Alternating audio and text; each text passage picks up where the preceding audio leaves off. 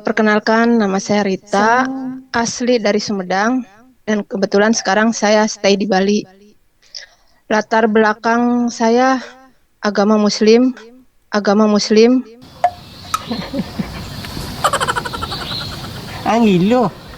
Ngilo lo. Ngilo.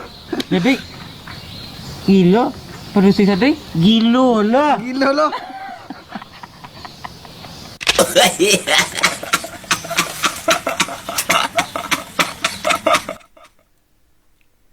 Assalamualaikum warahmatullahi wabarakatuh. Selamat malam teman-temanku, sahabatku dimanapun berada. Jumpa kembali di Al Ayyubi Channel.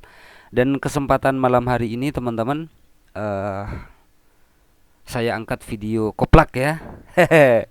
Kesaksian seorang wanita yang mengaku sebagai mantan muslimah. Tentunya mengaku sebagai seorang murtadin ya. Dulunya katanya rajin sholat, rajin puasa sunnah, terus sudah menjuarai koriah katanya. Ya seperti itulah ya. Dan kayaknya sudah ini ya, sudah lama saya tidak menampilkan video-video seperti ini, dan nampaknya kurang rame kalau di Al Ayyubi nggak ada video yang seperti ini teman-teman ya. Kesaksian mereka yang nggak jauh-jauh dari mimpi ya, kesaksian mereka nggak jauh-jauh dari melihat sinar, melihat asap, melihat Tuhan tertancap di tembok, melihat Tuhan pakai kolor, melihat Tuhan jubahnya merah, dan lain sebagainya, dan lain sebagainya. Baik teman-teman, seperti apa video kesaksian lawak di malam hari ini? Kita langsung simak videonya. Perkenalkan, nama saya Rita, asli dari Sumedang, dan kebetulan sekarang saya stay di Bali. Latar belakang saya agama Muslim, keluarga besar pun mayoritas 99% Muslim. Awal mula saya mengenal Tuhan Yesus cukup lumayan panjang. Kisah hidup saya yang begitu pahit sebelum saya berangkat ke Bali. Tahun 2009, saya ditinggal oleh suami yang sampai detik ini entah di mana keberadaannya, dengan meninggalkan 3 orang anak.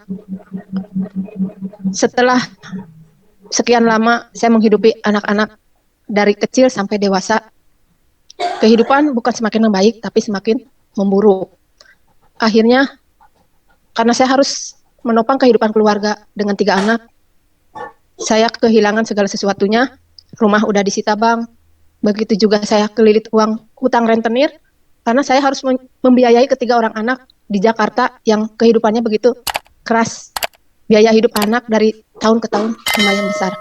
Akhirnya setelah rumah saya disita bank BTN, saya titip anak-anak ke orang tua saya di Sumedang.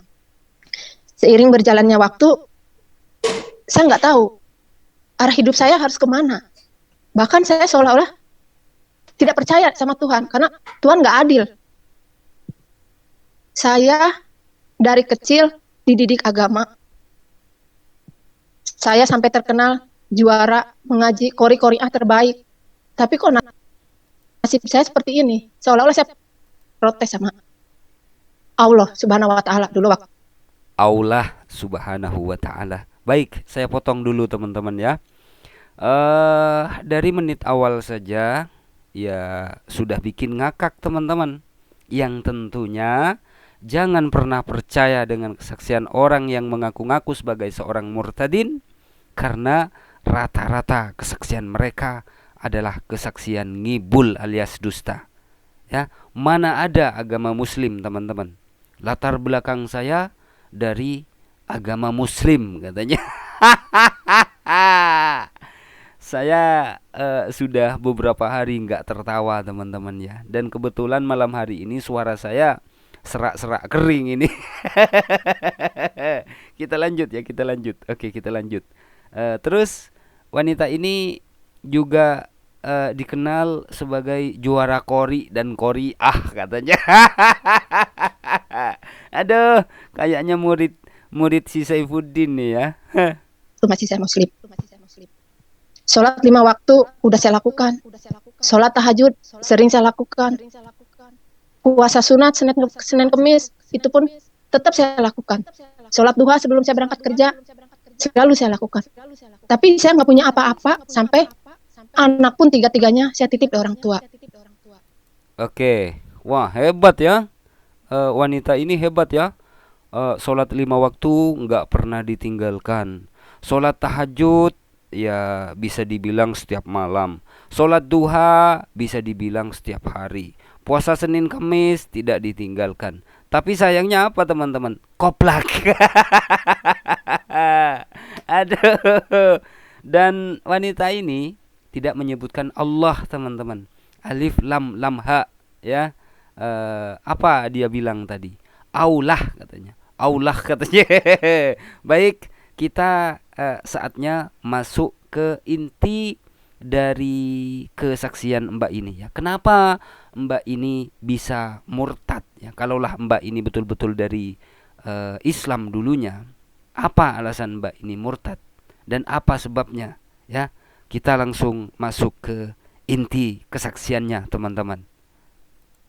Karena saya nggak punya arah dan tujuan, akhirnya saya hidup dari satu hutan ke hutan lain, dari satu keramat ke keramat lain, mencari sesuatu yang saya nggak tahu apa yang saya cari.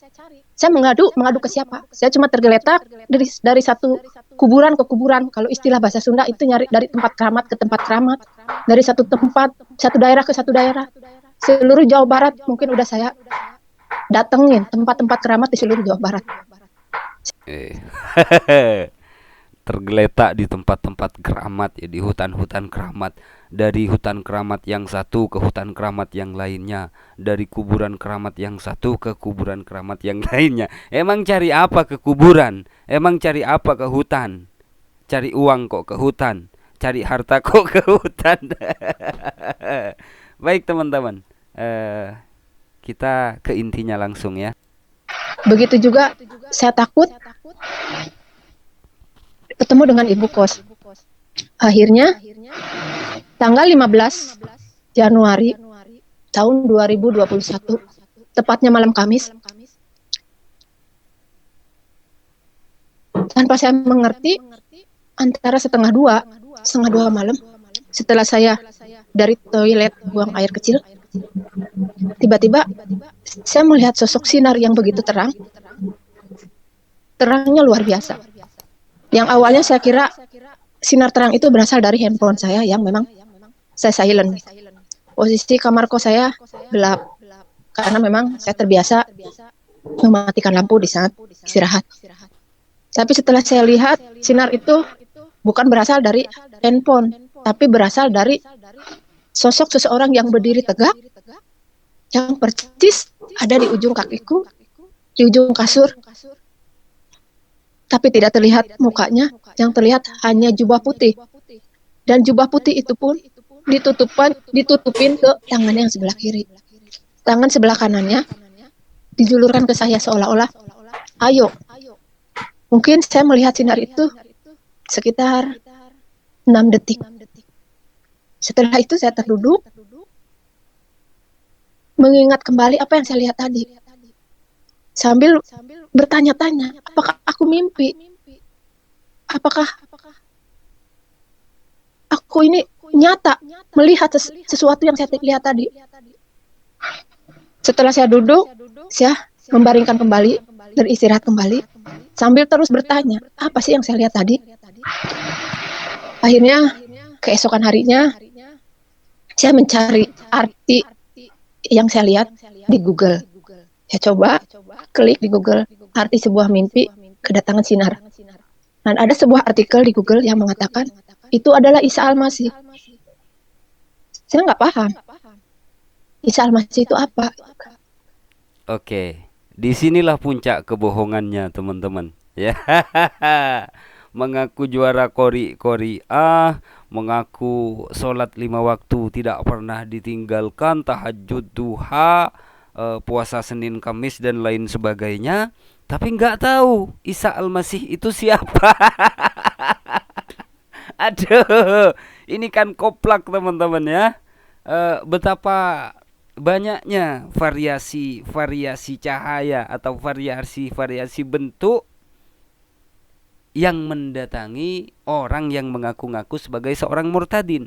Di sini cahaya, ya, yang mendatangi ibu ini cahaya. Wajahnya nggak kelihatan, pakai jubah putih. Ada lagi yang pakai jubah merah, selendang biru, matanya merah menyala katanya. Ada lagi yang pakai kolor, ya, ada yang pakai kolor, kakinya kotor, tubuhnya kotor gitu kan. Aduh, kok rupa-rupa ya. Intinya apa ya? Yang mereka anggap Tuhan itu kok rupa-rupa, yang mendatangi mereka itu kok rupa-rupa. Yang satu tertancap di tembok, yang satu ada di papan tulis, yang satu nyetop mobil. Ya, intinya adalah teman-teman, jangan pernah percaya dengan kesaksian orang-orang yang mengaku murtad keluar dari Islam hanya gara-gara melihat cahaya, melihat sosok yang berwajah putih, rambut gondrong dan lain sebagainya, melihat laki-laki di atas Ka'bah misalnya. Jangan pernah percaya, karena 100% dipastikan kesaksian-kesaksian seperti itu adalah kesaksian dobol. Mohon maaf apabila ada silap kata, saudara-saudariku. Sampai jumpa di video selanjutnya. Wassalamualaikum warahmatullahi wabarakatuh.